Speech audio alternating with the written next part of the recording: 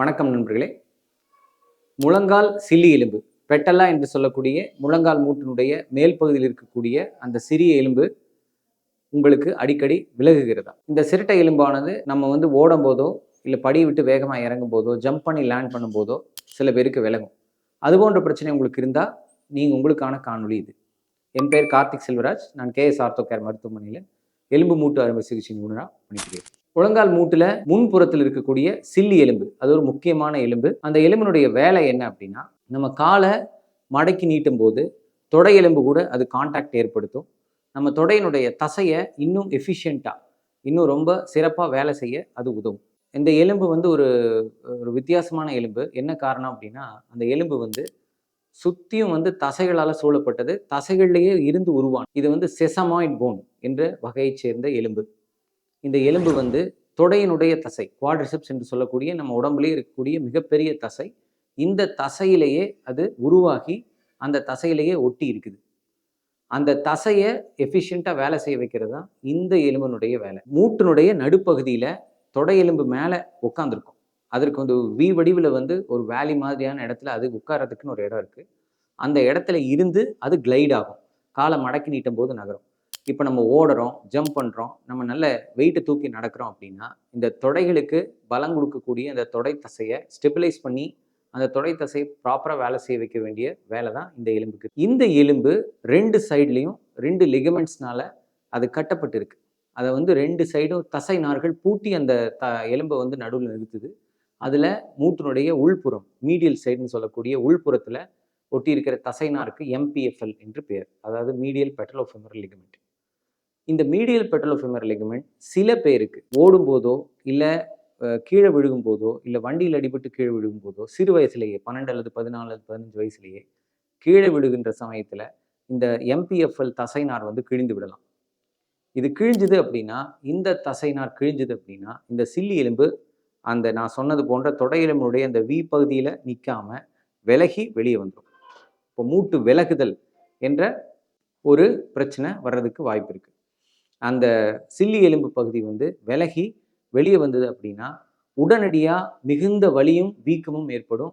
மூட்டுக்குள்ள ரத்தம் கட்டிடும். மூட்டுக்குள்ள ரத்தம் கட்டி நீரெல்லாம் கோர்த்து அதிகப்படியான வலி ஏற்பட்டு அவங்களால நடக்க முடியாத ஒரு சூழ்நிலை வரும். இது சில தடவைகளில் அந்த சிரட்டை எலும்பு தன்னை போல மூட்டுக்குள்ளே வந்துடும், பொசிஷனுக்கு வந்துடும். சில பேருக்கு அந்த மாதிரி மூட்டுக்குள்ளே வராது. அவங்க ஆஸ்பத்திரி போய் அந்த மருத்துவர் அந்த மூட்டை மறுபடியும் எடுத்து போட வேண்டிய ஒரு சூழ்நிலை வரலாம். ஒரு முறை இது போல ஏற்பட்டுருச்சு அப்படின்னா, கிட்டத்தட்ட 50-60% பேருக்கு இது திரும்ப திரும்ப ஏற்படும்.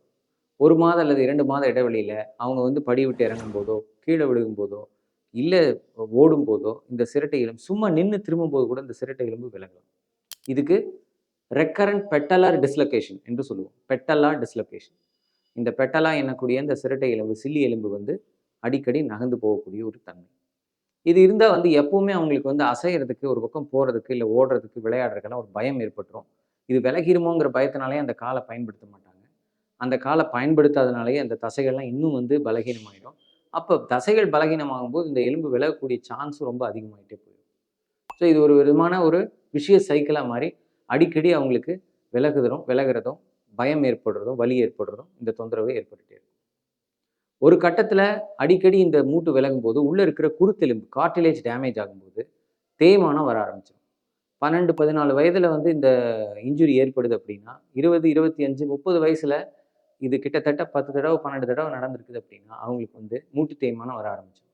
60-70 வயதில் ஆக வேண்டிய மூட்டு தேய்மானம் 30 வயது அல்லது 40 வயதிலேயே தேய்மானமாகி நிரந்தர வலி ஏற்படக்கூடிய ஒரு சூழ்நிலை வரலாம். அப்போ இந்த சில்லி எலும்பு விலகிறத அசால்ட்டாக நம்ம விட்டுற முடியாது. அதை கவனக்குறைவாக அதில் இருந்துட முடியாது. முதல் முறை சில்லி எலும்பு விலகுது அப்படின்னா மருத்துவர் அணுகி அவங்க அதுக்கு உண்டான சிகிச்சை முறையை கொடுப்பாங்க. முதல்ல அந்த உள்ள ரத்தம் இருந்தது அப்படின்னா மூட்டுக்குள்ளே அந்த ரத்தத்தை நீடில் போட்டு எடுத்தோம்னா வலி உடனடியாக குறைஞ்சிரும். அந்த காலத்தில் இதுக்கு மாவு கட்டு போட்டு 6 வாரம் கால் அசைக்காமையெல்லாம் வச்சிருக்கக்கூடிய வைத்தியம் இருந்தது. இப்போ அந்த வைத்தியம் இல்லை. முதல் நாளே காலுக்கு பெல்ட் கொடுத்து முழங்கால் மூட்டை அசைக்கவும், தசைகளை பலப்படுத்துறதுக்கான பயிற்சி செய்யவும் நாம் சொல்லிக் கொடுப்போம். 1 மாதத்திற்கு கரெக்டாக எக்ஸசைஸ் செய்தால் முதல் முறை மூட்டு விலகல் ஏற்பட்டதுன்னா திரும்ப விலகாத மாதிரி இதை சரி பண்ண முடியும். சில பேருக்கு திரும்ப திரும்ப இந்த மூட்டு சில்லி எலும்பு விலகக்கூடிய தன்மை ஏற்படும். அவங்களுக்கு எக்ஸசைஸ் மட்டும் பத்தாது. அவங்களுக்கு என்ன ரிஸ்க் ஃபேக்டர் இருக்குது, ஏன் இது ஆகுது அப்படிங்கிறத நம்ம பார்க்கணும். நான் முன்னமே சொன்னது போல எம்பிஎஃப்எல் லிகமெண்ட் வந்து கிழிஞ்சிருக்குதா, மீடியல் பெட்டலோஃபெமர் லிகமெண்ட் கிழிஞ்சிருக்குதா அப்படின்னு பார்ப்போம். அது ஒரு எம்ஆர்ஐ ஸ்கேன் எடுத்து பார்ப்போம். அதுக்கப்புறம் எக்ஸ்ரேல வந்து அவங்களுடைய போன் அலைன்மெண்ட், காலினுடைய அலைன்மெண்ட் நேராக இருக்குதா இல்லை வளைஞ்சிருக்குதா, வெயிட் டிரான்ஸ்மிஷன் ஒரு பக்கமாக போகுதா அப்படிங்கிறதெல்லாம் அசஸ் பண்ணுவோம்.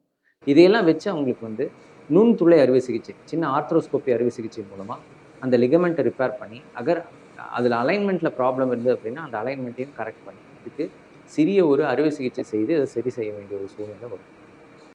சில பேருக்கு இந்த சில்லி எலும்பு விலகும் போது உள்ள குருத்தெலும்பும் ஒரு சிப்பாக உடஞ்சு தனியாக நிற்கும். அவர்களுக்கு உடனடியாகவே அறுவை சிகிச்சை செய்யணும். பட் இந்த மாதிரி சிப்பாக உடஞ்சு தனியாக நிற்காம லிகமெண்ட் டயர் மட்டும் இருக்கிறவங்களுக்கு முதல் கட்ட வைத்தியம் பயிற்சி தான். பயிற்சியில் குணமாகலைன்னா அப்புறம் நுண்துளை அறுவை சிகிச்சை செய்ய வேண்டியிருக்கும். முழங்கால் வலி இருக்குது, சில்லு எலும்பு விலகக்கூடிய தன்மை இருக்குதுன்னா அதை நீங்கள் கவனக்குறைவாக விட்டுறக்கூடாது. அதை வந்து நீங்கள் அசால்ட்டாக அதை ஹேண்டில் பண்ணக்கூடாது. உடனடியாக உங்கள் மருத்துவர் அணுகணும். இதை பற்றி மேலும் எதுவும் சந்தேகங்கள் இருந்தால் எங்களுக்கு எழுதுங்க. நன்றி, வணக்கம்.